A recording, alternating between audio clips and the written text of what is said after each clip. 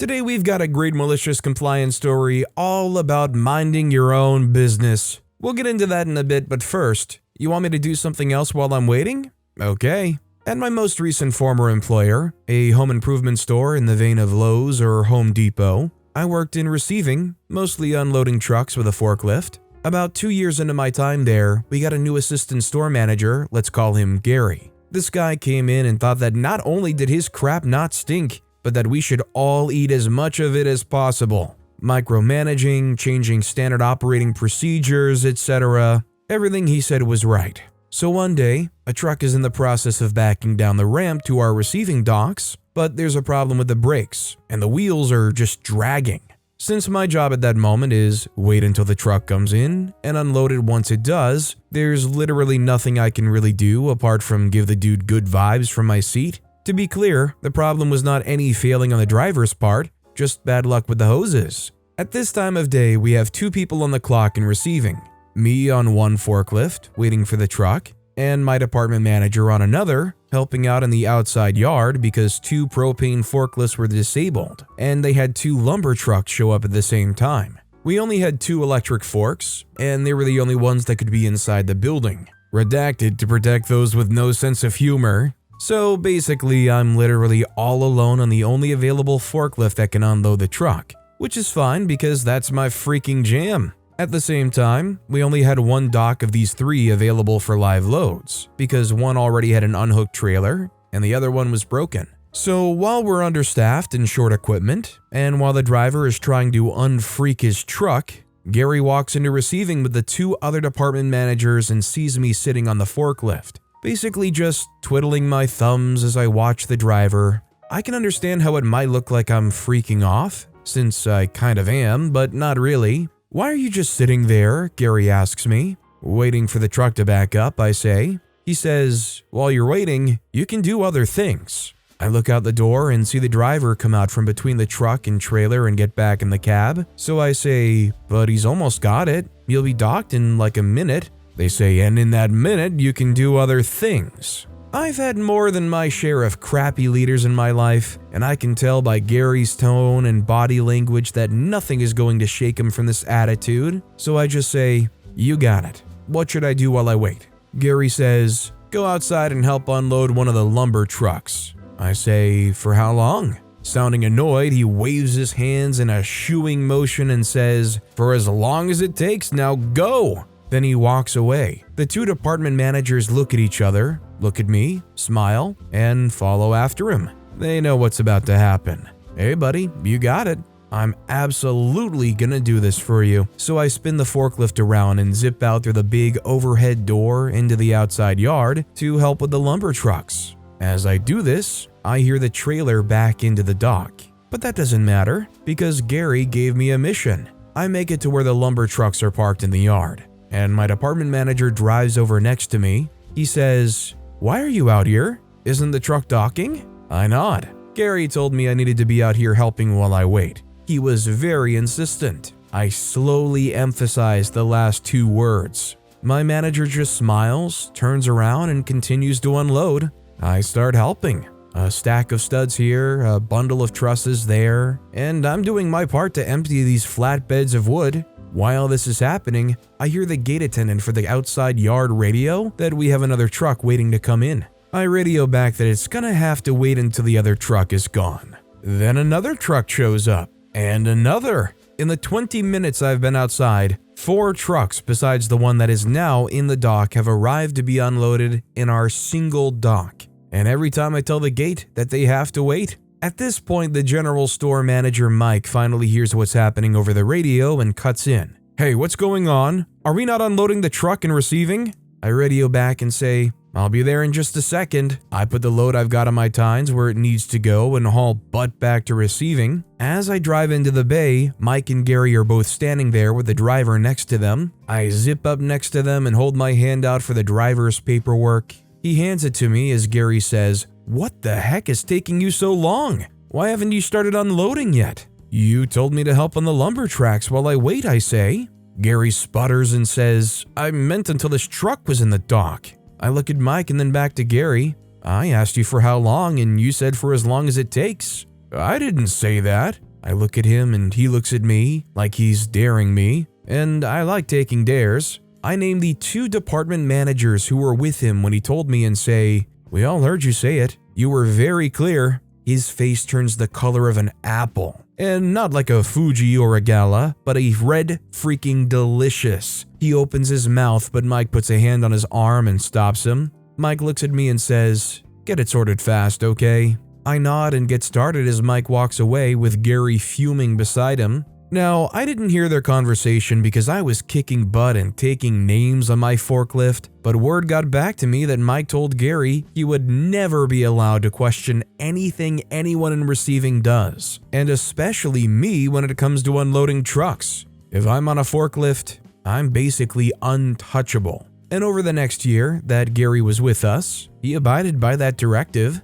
though he did feel entitled to shoot me a dirty glance or 20 every so often. Not that I cared, because I had trucks to unload. Well, in certain situations where it's just not really feasible to cover your butt, it certainly can help to just make sure you have other people who can serve as witnesses to the things you were ordered to do. I really do think the thing that sunk Gary the most here is not that he made this mistake, it's that they blatantly tried to lie and make OP out to be the bad guy here. All things considered, when it was revealed how low Gary went here, I think Gary got off easy. This next story is, you want us to mind our business? Okay. Hello, this is an old story from around 2015. I was at the time a college student, and I hope you'll enjoy it. Also, English isn't my native language. I was living in my first apartment, a complex for college students. The complex gives us a separate bedroom and bathroom, but the kitchen and dinner room were common. There was one kitchen per floor. As you expect, dinner time was crowded, but we managed. Quickly, I noticed a guy. He always did the same thing. He came, prepared a quick meal, put it in the induction hob, and left. I noticed him for 2 reasons. First, I find it odd to leave the kitchen while cooking. If you cook a long meal, I get it, but a quick meal? The second reason was because he left for an unreasonable time. His main meal was a 3-minute rice, but he usually left for 20 to 30 minutes. So while I was cooking and then eating in the kitchen area, I often stop the pan and evacuate the water to not have the rice turning bad. After multiple times, I try to tell him that whatever he did, his rice was only cooking for 3 minutes. And since his activities take him 20 minutes each time, he should take care of his meal, but he shut me off, telling me to mind my business. I told him that he wasn't nice, but I will indeed stop taking care of his meal now, and his meal will turn bad. He smirks, telling me there are a lot of people on the floor and someone will do it anyway. A few days later, I can see his pan with rice again, and someone else decided to take care of it. That person ended up sitting in my table to eat and asked about the rice without the owner when everyone was eating. So I told her about the guy who constantly left others cooking for him. She tells me I was being mean and we should help each other. I told her I won't stop her from cooking for him, but he'll be ungrateful. She didn't like my answer and stayed silent. I saw her taking care of his meal multiple times after that. Then, one day, she caught the man fleeing the kitchen and ran after him.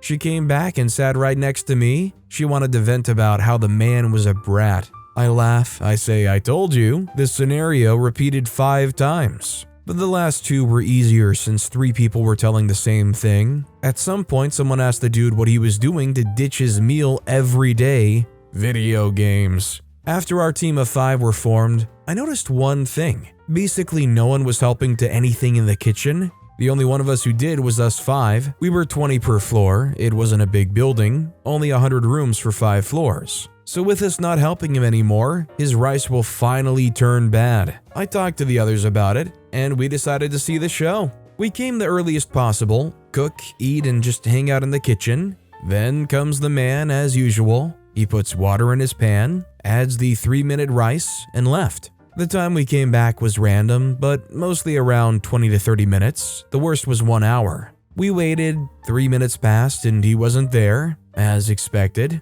Others started to come and make their meal. Sometimes they asked for the abandoned rice. So we just explained that the owner was in his room playing video games. They all shrug and continue their business, nobody even trying to help. Oh yeah, he put the induction hub at max temperature too. After 30 minutes, we expected him to come, but he didn't. Feeling interested in science, I never saw overcooked rice before. Well, not that overcooked. I approach the pan to look at the rice. I take a fork and dig a little. They asked what it looks like. I answer the rice looks completely fine if untouched, but disintegrates in a fine powder in the water with my fork. At 40 and 50 minutes, he still wasn't there. Most people have finished eating and returned to their room by now. 2 of the group decided to leave too. At 1 hour, someone checked the state of the rice and said all the water was evaporated. It was proposed to stop the induction hob to not risk a fire, but we decided not to, mostly because we were there.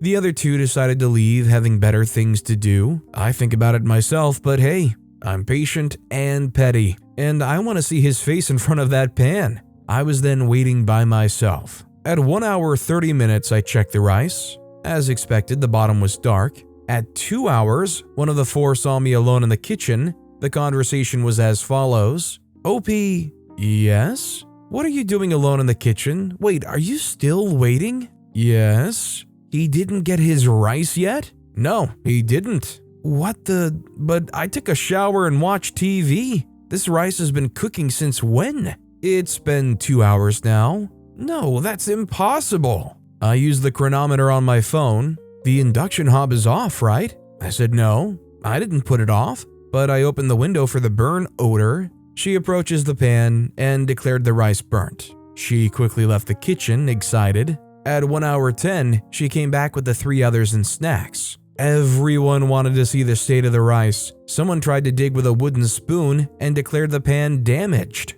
He couldn't dig at all. The rice is melted and now is a part of the pan. I don't know much about it. I never got a dish burnt that much, but I agree that cleaning it will be a challenge. At 2 hours 15, I checked the rice. Not a single grain was white anymore. At 2 hours 30, look who came. The man. He finally shows his nose in the kitchen. We look at him with anticipation. He looks at us a little puzzled, but goes to his pan. He looks at his rice and then he froze. He didn't move for a while. He tries to take his pan off the induction hob, but burnt himself with the metallic handle. We all look at him amused. He looks at us, still shocked, and asks where was his food. We told him in his pan. He said there's no way, he always finds his rice around. We told him no one touched his food. Didn't he put the rice in the pan himself? He argued that usually he just has to put his rice and go to his room. When he comes back, someone's been taking the rice off for him.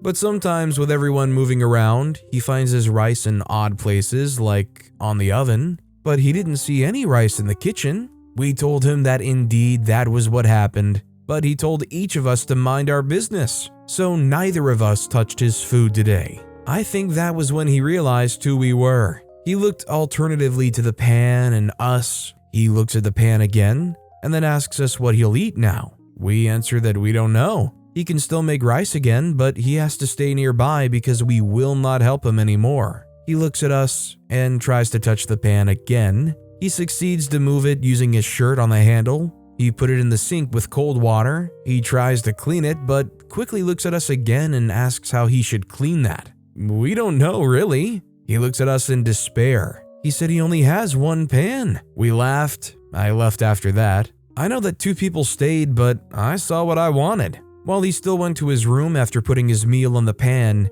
he comes back around 5 minutes later. Then, eventually just stops coming to his room. I guess the round trip was a hassle for just a few minutes. Outside that, I noticed that he has a brand new pan. I mean, this is definitely all-time laziness and the worst case of trying to min-max your time I've ever seen in my life. Who puts food on that's going to be done in 3 minutes and thinks to themselves, oh yeah, we can get some gaming time in on this one. Like, you really think you got time to throw the rice on for 3 minutes and still catch a Fortnite lobby? You really think you can squeeze in a whole mission on Spider-Man 2? Honestly, I bet this guy was playing like Baldur's Gate or something. Now that's the kind of game where you go to play for 2 to 3 minutes and all of a sudden, you're coming to 2 or 3 days later in some Baldur's Gate stupor. I just hope that through all of this waiting around, that they had like a fire extinguisher or something nearby, because who knows if this could have turned hairy real quickly with the rice just burning up like that for hours. But with that being said, that's all the time we have for today. Now, if you want to hear another awesome malicious compliance story, check out that video on the left. Or if you missed my latest video, check out that video on the right. That said, I'll see you all next time with some more stories.